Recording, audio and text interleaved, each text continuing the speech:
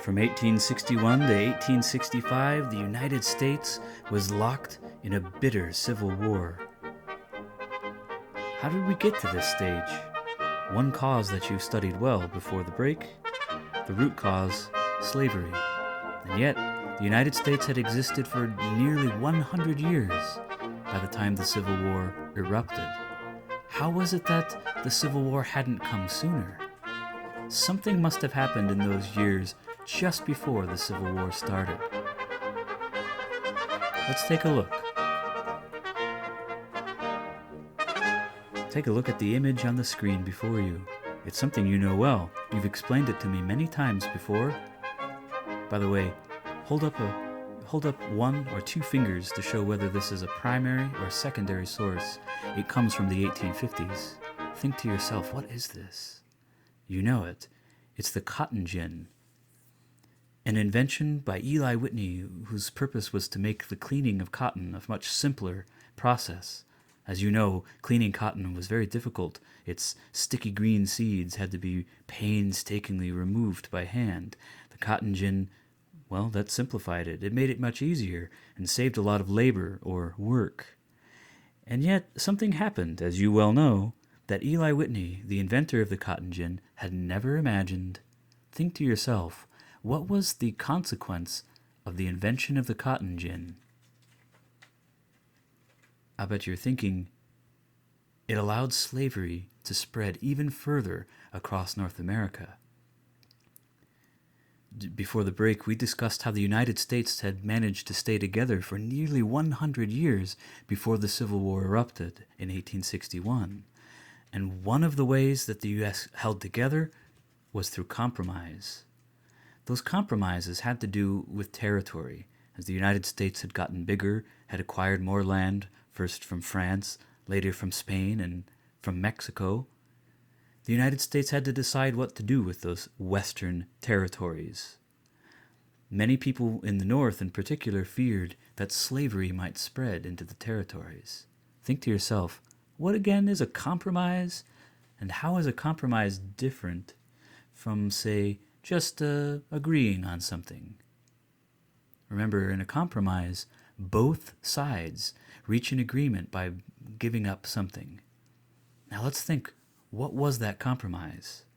You explained to me before we went on vacation that one of those compromises involved land. One of those compromises was none other than the Missouri Compromise.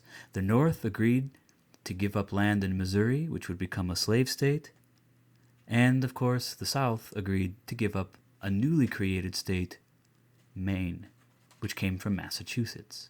But why does any of this matter? How is that even a compromise? To better understand, let's look back at our study of the U.S. Congress and how its representation was influenced by slavery and compromise. Imagine, if you will, the Congress of the 1850s. This is the Congress of today, as you may well remember. Remember, there was no electric lighting at this time. Now, anyway, remember, every state has a representative, or multiple representatives, and in the 1850s, the United States was divided between two kinds of states: slave states in the South and free states in the North. There's our free state senators and representatives, and our slave states' representatives and senators. Each of the free states contributes or adds its share of representatives to the Congress. Each of the slave states adds or contributes its share of representatives to the Congress. If the number of representatives between the two sides is balanced, if both sides have equal representation, what does that say about the balance of power? It too remains equal between the two states. Now, the compromise that Henry Clay imagined, which you studied before we went on vacation, involved new land, a land in the West, as the land in the West ceased or stopped being a territory and entered the United States as a state. The question remained as to whether it would become a free or a slave state. And this was an important question. If it joined as a slave state, the slave state representatives would have more power. Missouri, as you remember, did indeed enter as a slave state. As a result, the U.S. Congress expanded, and new representatives joined the United States in the Congress to represent the new slave state of Missouri. Think about what that did to the balance of power. But of course, this was a time of compromise. Maine, too, would enter as a new state. It was attached to Massachusetts, so the Congress decided to simply break up Massachusetts so that a new state would form, and with that new state would come new representatives. They entered as a free state. The balance of power had now been restored between the two sides of representatives. Now let's think for an instant what might happen if suddenly far more free states representatives had entered the Congress as more land entered the Congress that was free. The balance of power now favors the free states.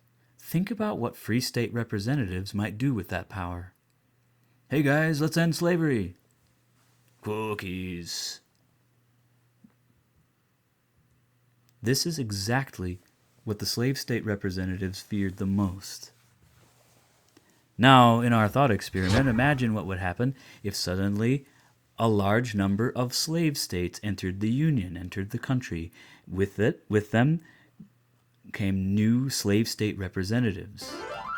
The balance of power now seems to be skewed in favor of the slave states. What might they do with that power? We discussed before the break that they probably wouldn't say that everybody gets a slave and that the northern states would suddenly be forced to have their own slaves. That doesn't sound like something they might have done. But you showed me before the break that the slave state representatives decided on something far trickier. Let's make it so nobody can ever take away our slaves. I'm looking at you, free state representatives.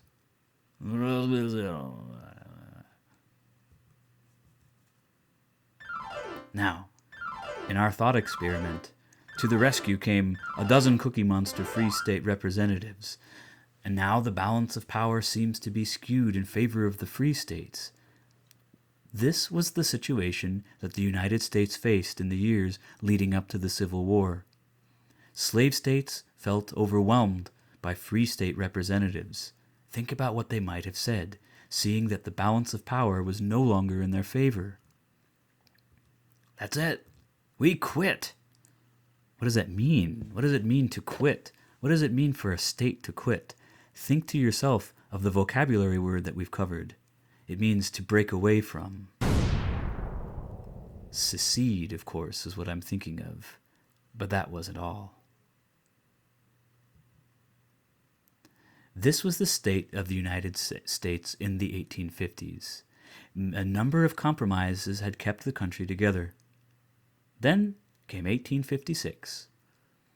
Now there was a new powerful person trying to become the president of the United States, and for the first time it looked as though somebody who was opposed or against slavery might become the most powerful person in the country.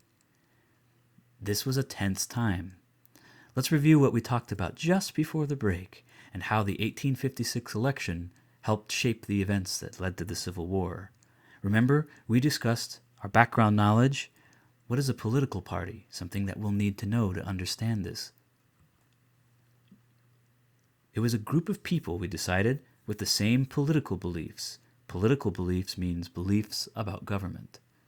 Now, the United States, as you told me before the break, has two political parties. Even today, they're actually the same political parties that existed in the 1856 election.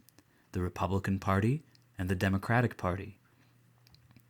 We'll use past presidents because it's an election year. President George W. Bush was a Republican. President Barack Obama was a Democrat. Now think back to what we discussed about the Republican and Democratic parties of then and of now. Remember, they're not very similar to what they once were. Republicans and Democrats disagree on several things today, but there's one thing that Republicans and Democrats all agree on. Slavery is unacceptable.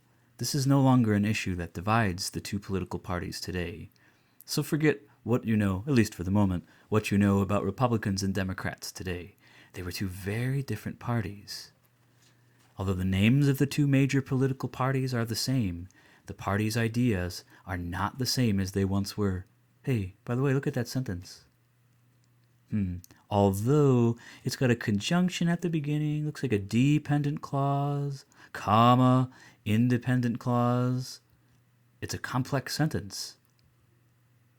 I can see that there is a dependent clause at the beginning and an independent clause that can stand all on its own.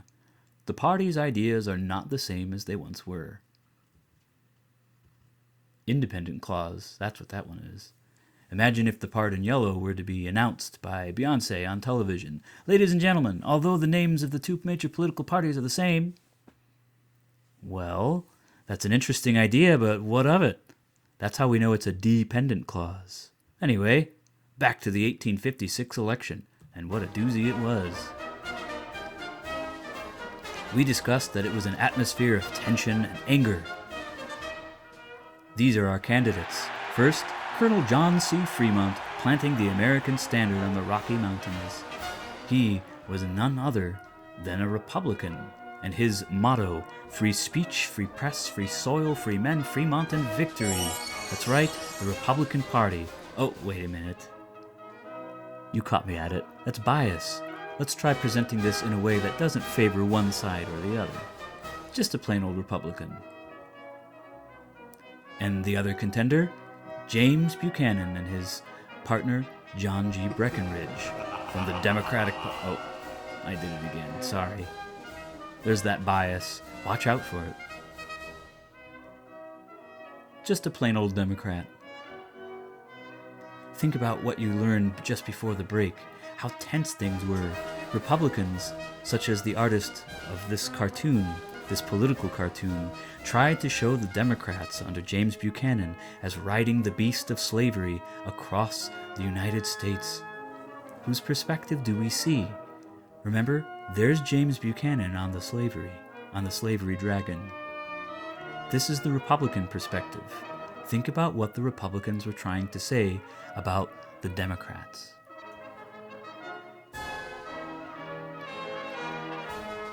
This comic shows something very similar. This poor farmer, or this giant man in the center, represents a farmer from the state of Kansas, or soon-to-be state of Kansas. And here's James Buchanan once again, forcing slavery down his throat, as the old saying goes. Whose perspective do we see?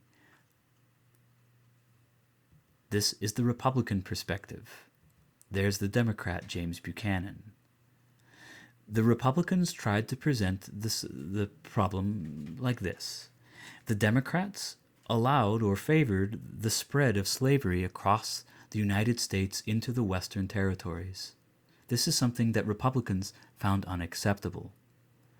The Republican Party, after all, was formed in 1854, just 2 years earlier, to help stop the spread of slavery, especially in the Western territories that were now becoming states. Notice it was formed to stop the spread of slavery. While many Republicans also opposed slavery, period, many didn't quite go that far and simply didn't want it to spread past the places where it already existed. Many Republicans, after all, were not abolitionists. James Buchanan won that election. And you may recall that James Buchanan himself deeply hated slavery. He thought it was a terrible thing. He thought it was cruel to the people who suffered under it, and he thought that it degraded or lessened or worsened the United States. But he had several other ideas as well that were often at odds with his deep dislike of slavery. For one thing, he thought the United States needed to expand, not later, but now in 1856, and that meant forming new states. He also thought that the country had to keep together at any cost, which meant compromises that would keep the slave states happy. Of course, it also didn't help that he came from the Democratic Party, which had a very strong representation in the southern or slave states. James Buchanan deeply detested slavery. He hated slavery, but his ideas allowed slavery. Well, I'll leave that up to you. What effect did the election of President Buchanan have on the country? We're going to do a turn and talk. Remember those? So I want you to imagine that I'm in the room with you. If someone else is looking at you, don't let them bother you. They'll be delighted to hear what wisdom you have. So imagine that I'm in the room. I want you to turn to me. Well, that's too abstract. So I will send an image on the screen. Look for the image in the corner, and I want you to think about think about this question and answer in a complete sentence with the stem. You can tell the picture of me that pops up on the board. Take 30 seconds to think of your answer, and then tell me this on the screen what you think. I'll be there in a second.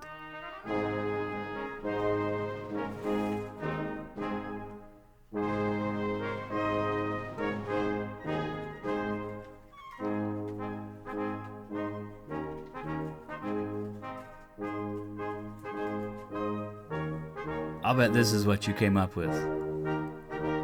One of the main effects of the election of James Buchanan was this. Slavery was allowed to spread across the United States, and it expanded into new states and into western territories under the influence of the southern slave states. Slavery had expanded even beyond its expansion from the cotton gin.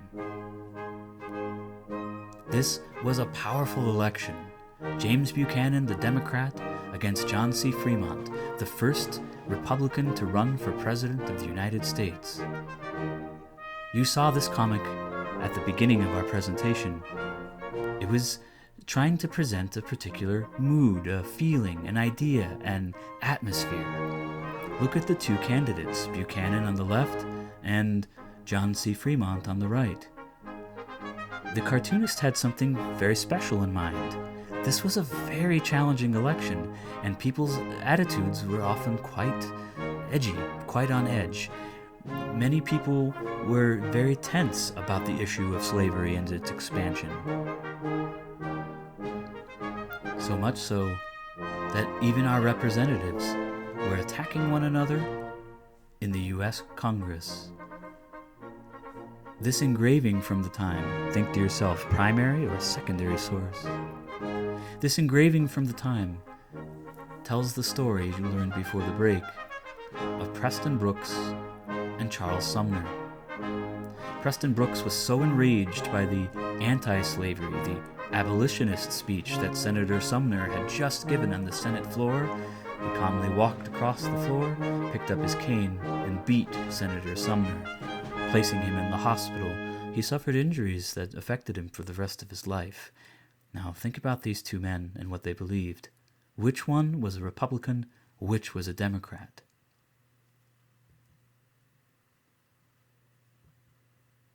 So intense was the feeling about the expansion or spread of slavery in 1856 that it affected the way that representatives talked to and addressed one another.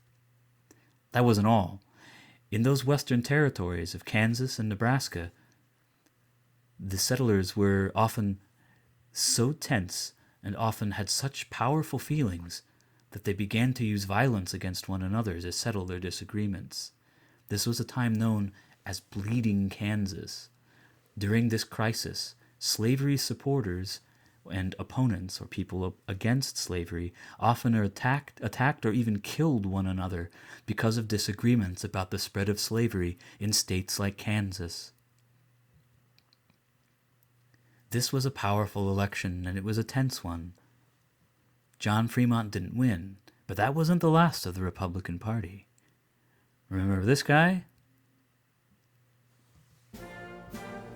Another election was held in 1860. We don't have to look at this engraving from Harper's Weekly. We can actually look at the photograph itself. On November 6, 1860, Abraham Lincoln was elected the 16th President of the United States. He was the second Republican to run for president and the first Republican to actually win the election. That's a little far off. Let's go in a little closer. There he is. Just who was this person, Abraham Lincoln? This is one of my all-time favorite quotes. It's written here in Abraham Lincoln's own handwriting. As I would not be a slave, so I would not be a master. This expresses my idea of democracy. Whatever differs from this, to the extent of the difference, is no democracy. Let's hear that again. As I would not be a slave, so I would not be a master. This expresses my idea of democracy. In other words, we cannot have a democracy and have slavery. Slavery goes against the very idea of democracy. Abraham Lincoln was elected in November of 1860. This man stood against the spread of slavery, and there were powerful consequences to his election. In fact, it wouldn't even be the time of his inauguration, or first day on the job, when clouds of turmoil and difficulty were already on the horizon. Lincoln was elected on November 6th of 1860. Just a few days later, November 10th, 1860, a southern state, South Carolina, decided that it could not stay in the same union that had Abraham Lincoln as its president. It was the first state to secede. It was the beginning of secession. Within a year, 13 other states would secede or break away from the United States and form a new nation, the Confederate States of America, one that would be opposed or against the Union led by Abraham Lincoln. These were the seeds of war that had been sown. It would take one last spark to put it up in flames. Abraham Lincoln's inauguration, the first day on the job, came on March 4th, 1861, just a few years after his election. The inauguration was in March back in those days. Today it's in January. So incensed or angry were the southern states that war loomed heavily on the horizon. In South Carolina, a small group of Union soldiers remained in a Union-held fort, Fort Sumter. The Southern leaders of the Confederate States had decided that they would test Abraham Lincoln and his military. Lincoln sent supplies to keep the soldiers safe. When asked to send the supplies away, the federal government, the government of Abraham Lincoln, decided not to do so. As a result, Confederate troops in South Carolina opened fire on the Union-held fort. It was the beginning of the first battle of the Civil War. Just 2 days later, the Union forces at Fort Sumter surrendered. They gave up. The first battle of the Civil War, a small one, was lost by the Union.